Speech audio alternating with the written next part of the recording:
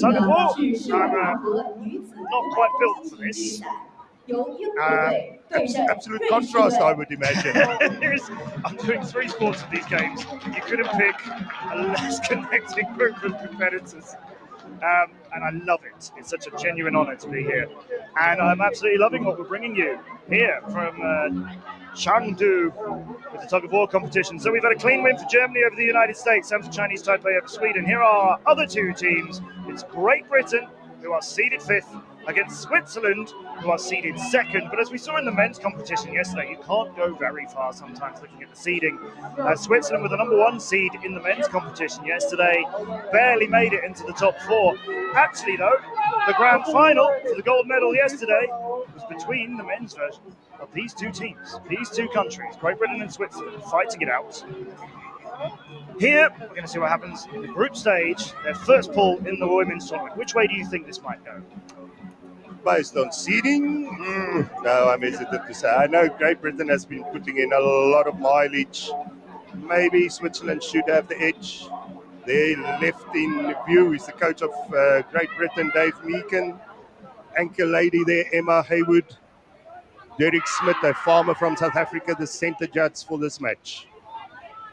You're just signalling to the teams this tricky part. Yeah. Where both teams are leaning on the rope, but you obviously don't want to give up too much slack in just moving that over the line. Rulebook says you need to put strain on there, but not be in a pulling position.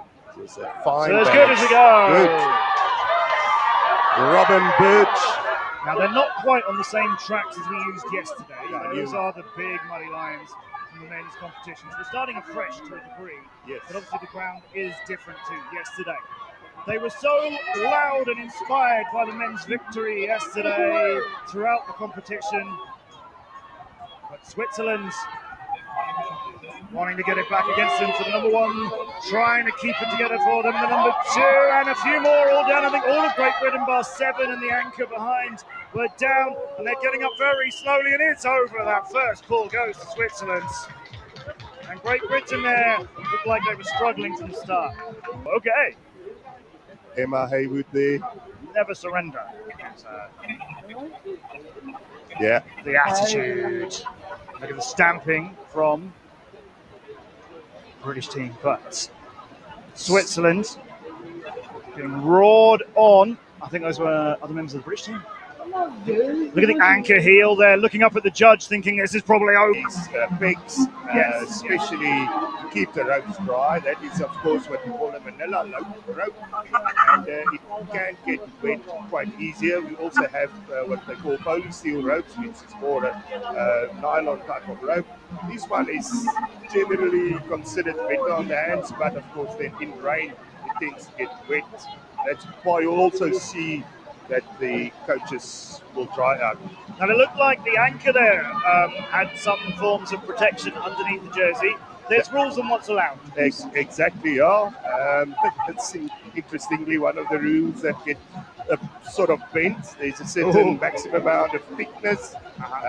There's a specification that it needs to conform to. Yeah. But athletes, and coaches, they always try to stretch the boundary, so to speak. But we know it's all within the rules here, or they wouldn't be out on the field, of course. It's just interesting seeing how teams prepare. One thing I noticed about the Great Britain team is their jerseys seem to have built in on the right-hand side. You can just see it there, that kind of padded toweling section.